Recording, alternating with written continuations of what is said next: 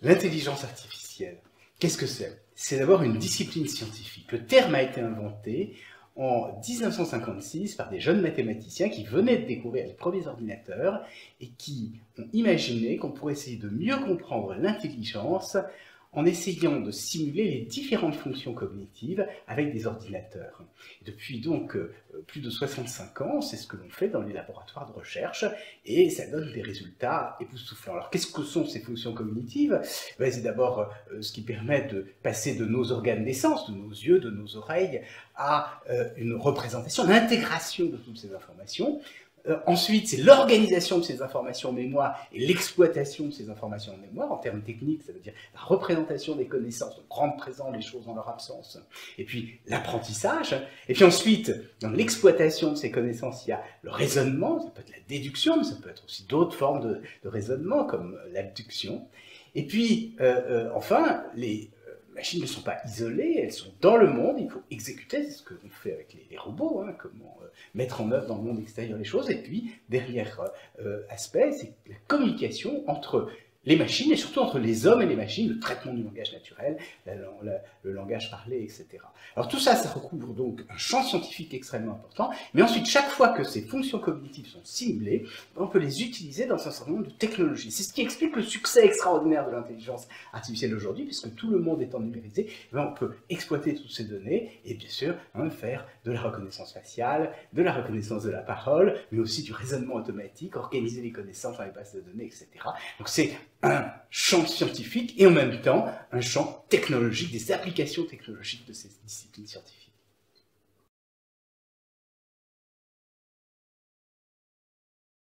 Alors qu'est-ce que c'est que le deep learning, entre guillemets, ce qu'en français on devrait apprendre l'apprentissage profond.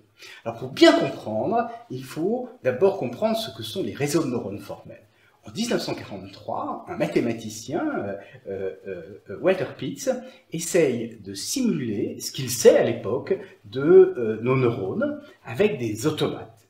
Nous sommes en 1943, j'insiste sur cette date, car c'est avant que le premier ordinateur électronique ait été fabriqué. Et donc, il montre que si on met ces neurones artificiels, ces automates en 3 couches, on peut réaliser n'importe quelle fonction booléenne.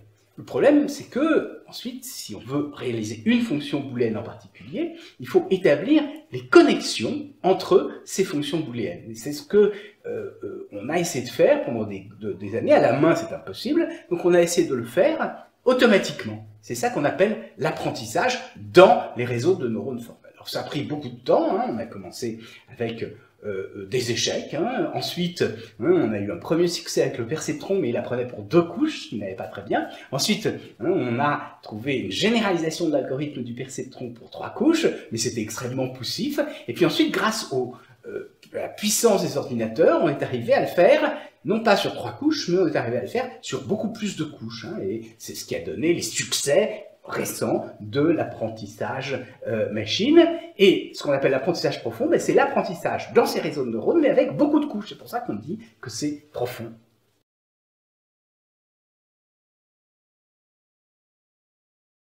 Alors, quelle est la différence entre l'intelligence artificielle et l'intelligence humaine, l'intelligence animale, éventuellement d'ailleurs l'intelligence naturelle, parce que les espèces évoluent, on peut dire qu'il y a une espèce d'intelligence à l'œuvre dans la nature. Mais c'est extrêmement difficile à dire, puisque ce que l'on essaye de faire en tant que scientifique, c'est de mieux comprendre ce qu'est l'intelligence en utilisant des machines pour la simuler. Et donc, chaque facette de l'intelligence, on essaye, avec des difficultés bien sûr, l'intelligence, par exemple, celle que nous avons lorsque nous reconnaissons quelqu'un, nous reconnaissons la parole, tout ça, on a essayé de le donner à la machine. Et puis on peut continuer et accroître ces simulations, on a fait énormément de choses. Alors, est-ce qu'on est capable de tout faire avec les machines?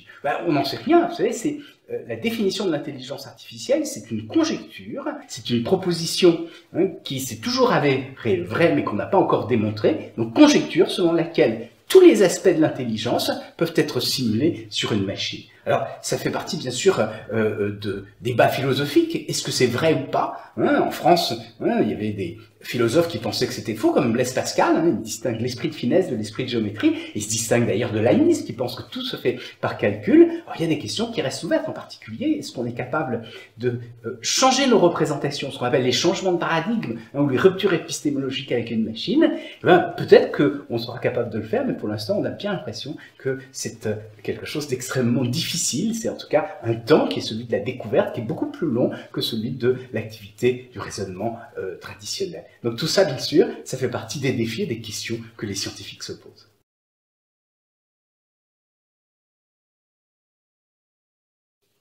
Alors est-ce que les chercheurs en intelligence artificielle sont des apprentis sorciers qui vont réaliser des machines hyper intelligentes qui nous dépasseront et qui nous réduiront à l'état d'esclaves? Alors c'est une question très ancienne, hein, qui remonte bien avant l'intelligence artificielle. Hein, vous vous souvenez tous de l'apprenti sorcier, hein, de Goethe, hein, qui d'ailleurs lui-même, hein, vient d'une légende encore plus ancienne qu'il a reprise. Et puis cet apprenti sorcier a été d'ailleurs utilisé par Walt Disney, hein, dans son fameux film Fantasia. Hein. Est-ce que ces craintes qui sont fichées dans le cœur de l'homme, hein, selon laquelle, hein, l'œuvre nous dépasserait, est-ce qu'elles ont une réalité avec l'intelligence artificielle? Ben, c'est bien sûr une question que beaucoup se posent. Certains affirment que ça va advenir, mais en tant que scientifique, est-ce que sérieusement on peut penser que ça va arriver?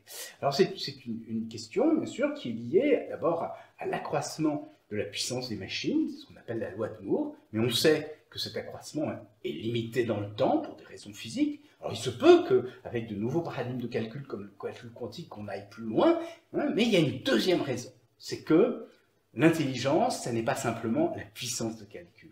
On ne sait pas exactement ce que c'est que l'intelligence. Je l'ai dit, c'est pour ça d'ailleurs que je fais de l'intelligence artificielle. Et c'est pour ça que j'espère que beaucoup de jeunes gens feront de l'intelligence artificielle, parce que c'est passionnant, ça nous permet de mieux nous comprendre nous-mêmes. On reprend un peu, hein, les perspectives de Socrate. Mais donc, l'intelligence, ça ne se résume pas à la puissance de calcul.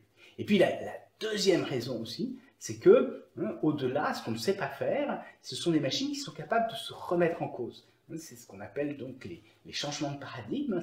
La machine est capable de se dire à un moment donné, voilà, hein, j'ai utilisé tel mot pour décrire les choses, ben, il faudrait utiliser d'autres mots, d'autres concepts. Alors ça, ce sont des questions très mystérieuses. Rien ne dit qu'on ne saura pas le faire, mais en tout cas, aujourd'hui, on est extrêmement loin de tout cela.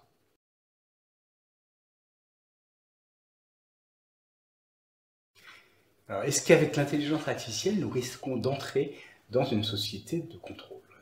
Je crois que c'est une question qu'il faut prendre extrêmement au sérieux. Nous avons vu que la crainte d'une machine super intelligente qui nous dépasserait, crainte très ancienne, qui est fichée, hein, au cœur de l'homme, de l'imagination humaine, celle-là n'est pas vraiment fondée. Ça ne veut pas dire que ça n'arrivera pas, mais en tout cas, nous n'avons pas aujourd'hui d'éléments qui puissent nous assurer que ça n'arrivera pas plus qu'il y en avait hier ou avant-hier.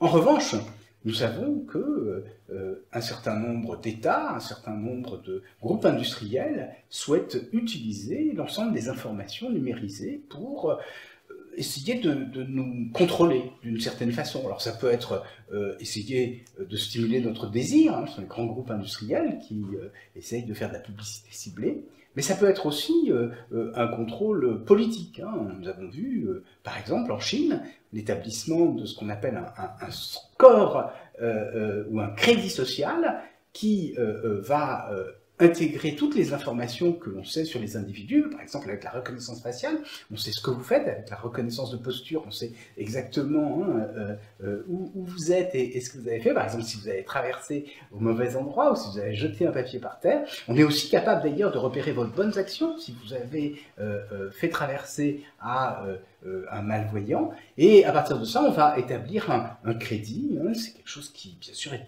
terrifiant. Hein.